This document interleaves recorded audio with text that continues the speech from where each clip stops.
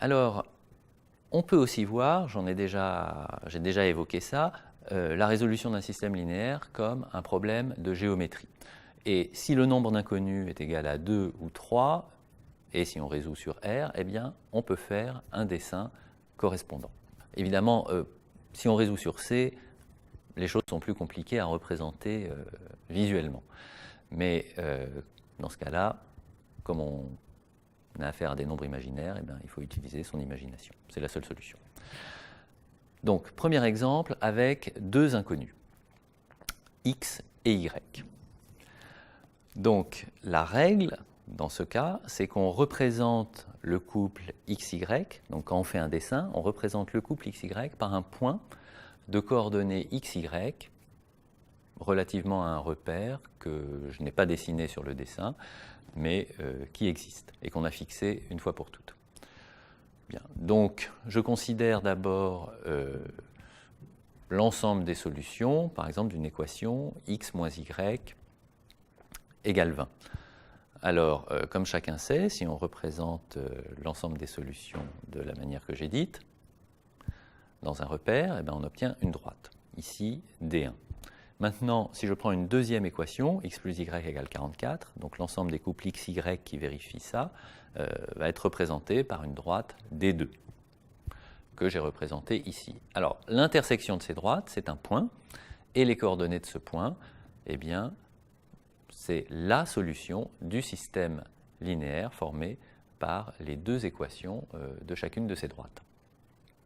Si je change la deuxième équation en x moins y égale 30, donc j'obtiens un système incompatible qui n'a aucune solution et ça se traduit géométriquement par le fait que les droites sont parallèles, donc ne se rencontrent jamais. On peut donner un exemple dans l'espace, n égale 3. On considère alors, par exemple, les plans P1 et P2, donc le premier d'équation z égale 0 et le second d'équation y égale 0. Donc cette fois, j'ai représenté le repère OIJK, qui permet de traduire un triplet XYZ par un point de l'espace. Et l'intersection de ces deux plans, c'est une droite. Et dans ce cas, cette droite, c'est tout simplement l'axe des x, qui est constitué des points de coordonnées x, 0, 0, pour x réel quelconque. Une toute petite remarque. Donc maintenant, si on se donne les objets géométriques, que deviendraient les équations si je change de repère?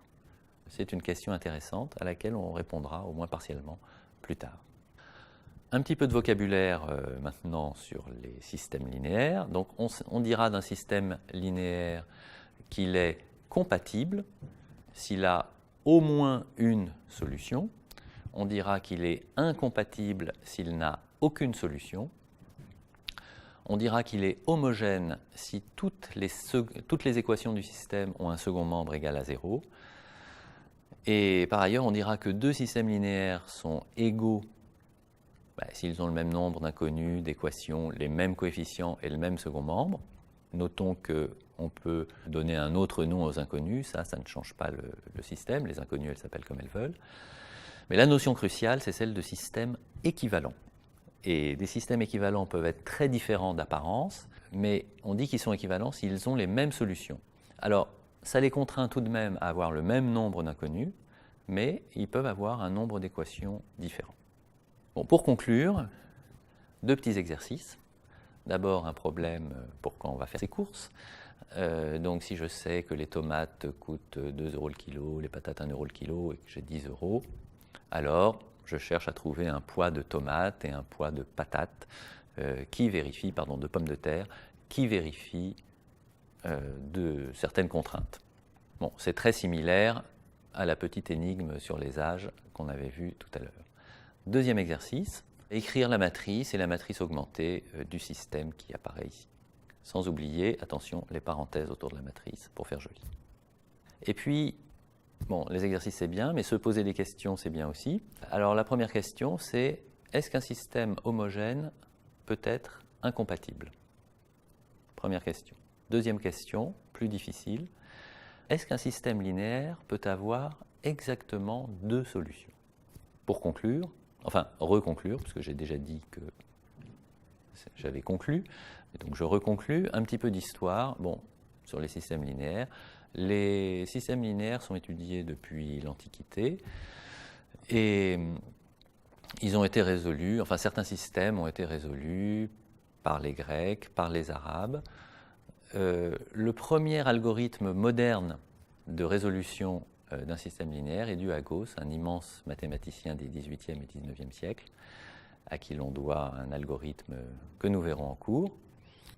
Mais ça ne s'est pas arrêté là. On peut très bien, par exemple, c'est très naturel de remplacer un système d'équations linéaires par un système d'inéquations. Et c'est extrêmement utile dans beaucoup de domaines. Et ce domaine qui s'appelle la programmation linéaire a réellement explosé dans les années 40 et a eu beaucoup d'applications militaires en particulier, de logistique, etc. Et puis il ne faudrait quand même pas laisser l'impression qu'on étudie à l'université les systèmes linéaires pour résoudre des problèmes de tomates et de pommes de terre ou des énigmes sur l'âge de machin ou de bidule. Les systèmes linéaires, c'est du sérieux.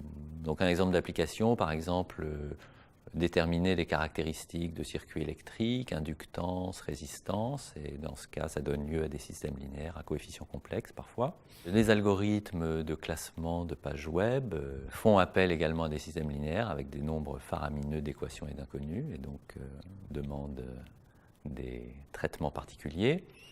Tout ce qui est un calcul de structure en architecture, des ponts, des bâtiments, des écoulements de fluides, des calculs de contraintes, tout ça revient à la résolution de systèmes linéaires.